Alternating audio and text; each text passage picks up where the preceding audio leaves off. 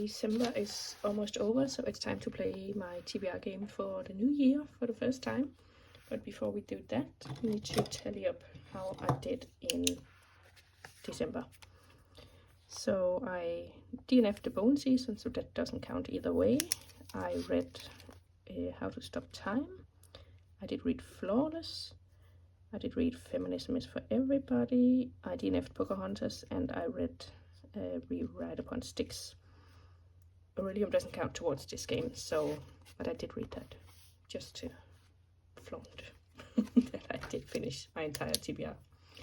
But anyways, I'm going to do 5 rolls today, and this is where we ended up last time. And 1, 2, 3, 4, 5. Still, I only have 1 die, and still I haven't figured out if die or dice is the correct term for one of these, but it doesn't really matter. Oops, we'll just go anyways. So I'm going to roll this one twice, and if I get a double, I add a roll.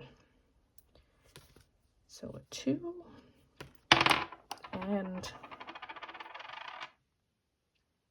a 6. So that's 8. That's a 2022, can you actually see it? 2022 to 2023 TBR pick. There are a ton of books on my 2022 to 23 TBR, so it's a good thing I get the chance to try and work a bit on it before we are years in the future from those years. But I'm going to pick Cinderella is Dead by Kellen Bayron. I think it... yeah. I think it was pretty popular back when it first came out, so we'll see how I feel about that. And then we will move on to roll number 2, a 4. Wow, okay. A series, and we're going to add a prompt. I'm going to pick 2 Twisted Crowns by Rachel Gillick. That's the second book in the Shepherd King series, and it's a duology, so not only is it continuing a series, but I'm also going to finish a series.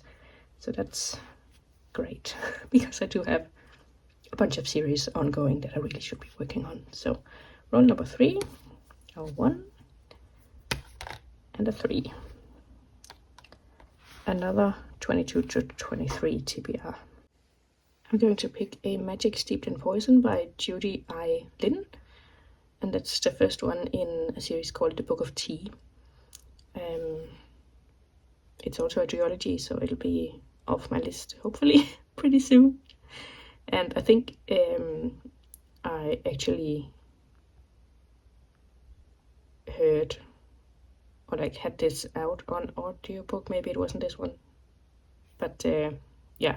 It was added to the Asian Readathon Challenge site in May, I think it was. So I'm going to take that as a recommendation.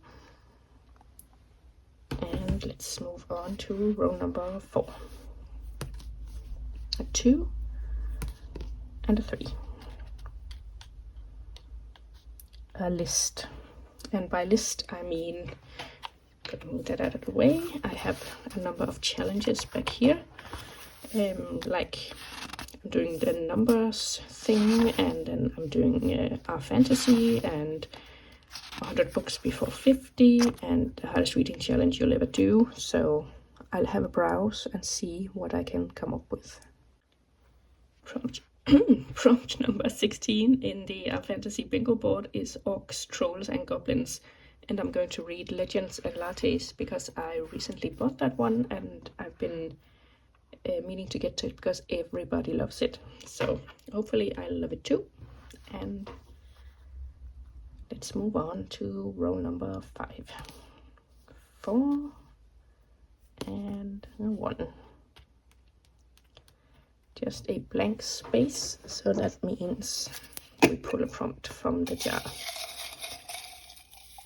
And we've got a reread.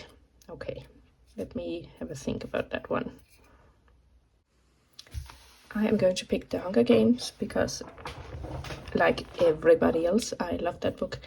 and it's been a while since I've read it, so if nothing else, it's a guarantee of a good time. So potentially the last roll number 6, is a 2 and a 1. A recommendation. I'm going to go with Dating Dr. Dill by Nisha Sharma. It's recommended by Jean over at Jean Bookish Thoughts, I think it's called, her YouTube channel. And it's a retelling or inspired by The Taming of the Shrew by Shakespeare, and it will work for my the hardest reading challenge you'll ever do, either as a classic and it's retelling, and even though it says inspired, I'm totally gonna count it, or for the alphabet challenge, where I need both an N and an S. I'm doing authors' names, so depending on if I get any other authors' names with N or S, I can use this for either of those, or also for the classic and adaptation prompt. And actually you can double up on some of the challenges, so I think I could use those for both. But yeah, so we ended up with 6 books, which I think is totally doable. I'm not going to show you a stack because honestly I only own 2 of these books. The rest I'm going to have to get from the library, so it's going to be interesting to see if I can actually get them in time. But that was quite an easy round. I feel like it's been going easy on me for the past many months, so I'm scared to see what the future holds. But let me know what you're reading as the first thing in the new year, and Happy New Year!